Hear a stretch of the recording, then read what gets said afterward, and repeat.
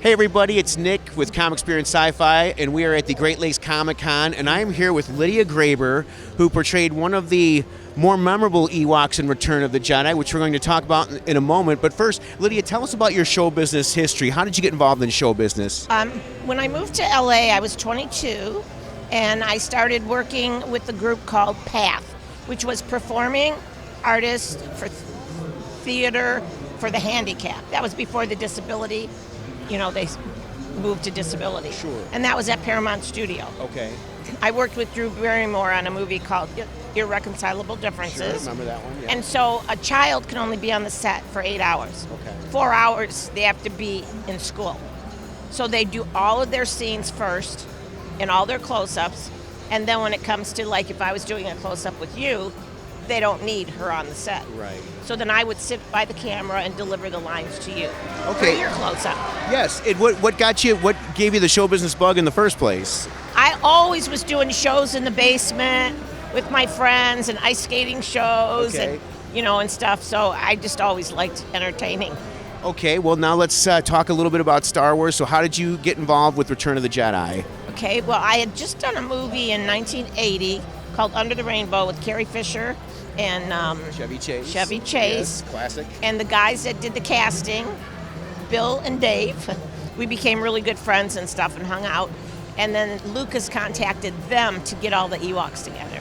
Very interesting. Okay, and tell us, so what was your first day on the job of Return of the Jedi like? What did they? Oh, my first day on the job.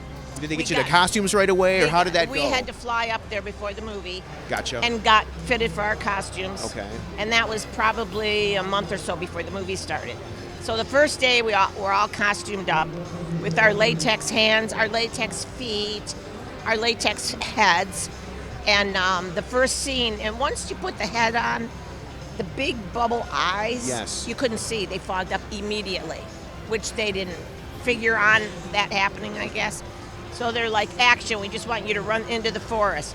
So I took like 3 steps and tripped over a big redwood piece and fell flat on my face. And they're like, cut, okay, get rid of her.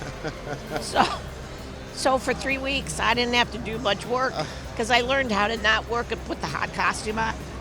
After the end of the 3rd week, on Saturday, one of the directors came up and said, we're going to fly you and this other gal down to ILM in Lucas's private jet to do blue screening. And I'm like, okay, I'm in. So that's how I got to do the 2 stunts. The one on the glider, where I got shot down. Okay. And then the one with Chewbacca, jumping off the bunker with the 2 Ewoks, and I have a club, and beat up the stormtroopers and threw them out. Yes.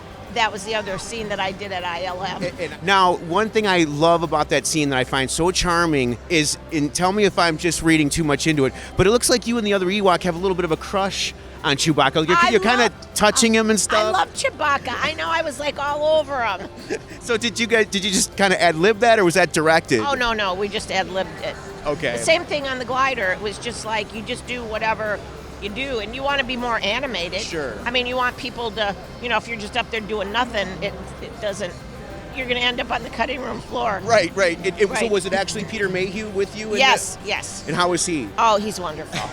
Yeah, and I saw him at a couple Comic-Cons, and so, we've remained friendly through the years. Well, Lydia, thanks so much for talking to us. It's a pleasure to meet you. Pleasure to meet you. Thank you. Thanks Take so care. much.